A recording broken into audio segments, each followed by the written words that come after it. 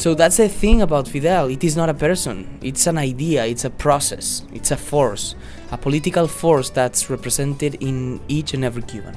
Then came all these attacks from the United States. The Bay of Pigs, they bought diseases in order to destroy us economically.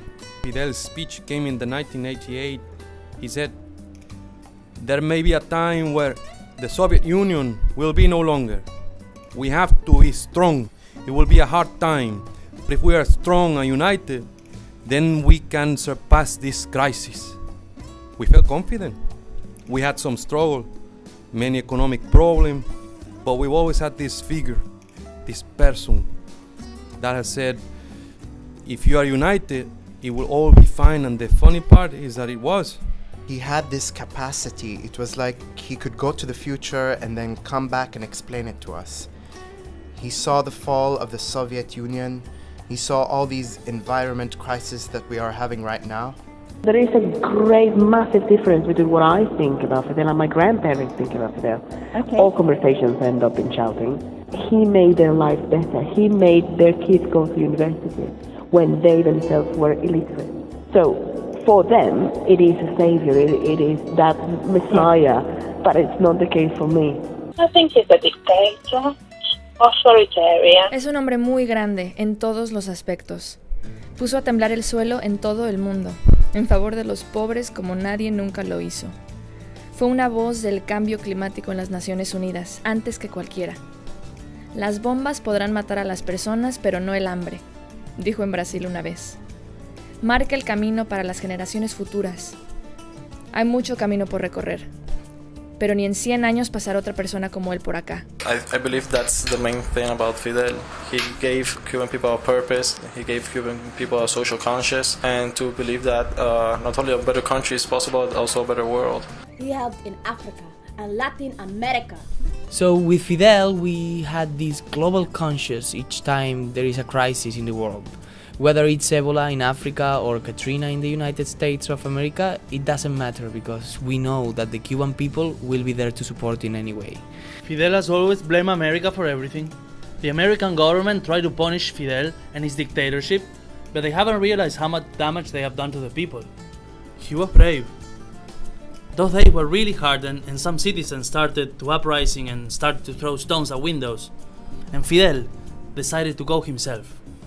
And he was there, not in a car or anything, but he stood there and he told the bodyguards to wait and not to interfere.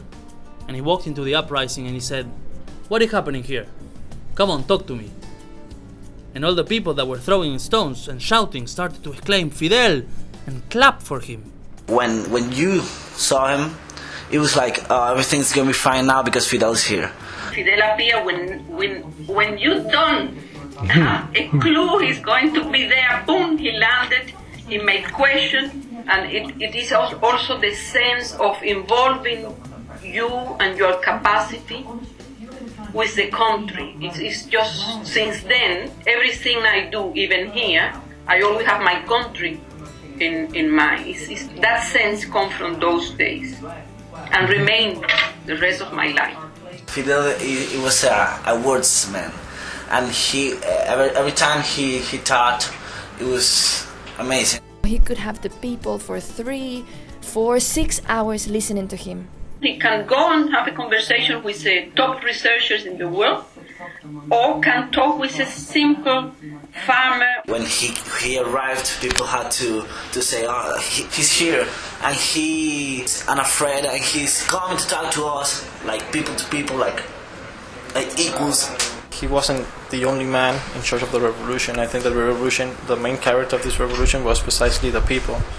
Allá abajo, bajo mina, Fidel bajó una vez, estrechó su mano con la mía. Hay mucho calor. ¿Cuántas horas trabaja? 8 horas. 8. Y cuando salió de bajo mina, y cuando salió emitió la ley que no podíamos trabajar 8. De ahí en adelante trabajamos 4 turnos de 6 horas cada uno, ganando el mismo salario. Cuando él vio la situación de los obreros, analizó y actuó para ayudarnos a estos obreros bajo tierra. Every tourist person I've met in my entire life who has been to Cuba, they have come back as a different person. I'm here because of Fidel, because of his work. My family was extremely poor. We had no resources, no education. But with the revolution, they started to live with more dignity.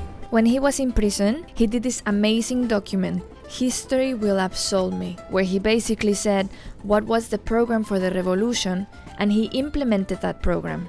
We have been blockaded by many years by the most powerful country in the world that has tried to strangle our economy, and the economic situation has been very hard for lots of people. But nevertheless, if you compare Cuba with all of the developing countries, what we have achieved has been amazing in these conditions.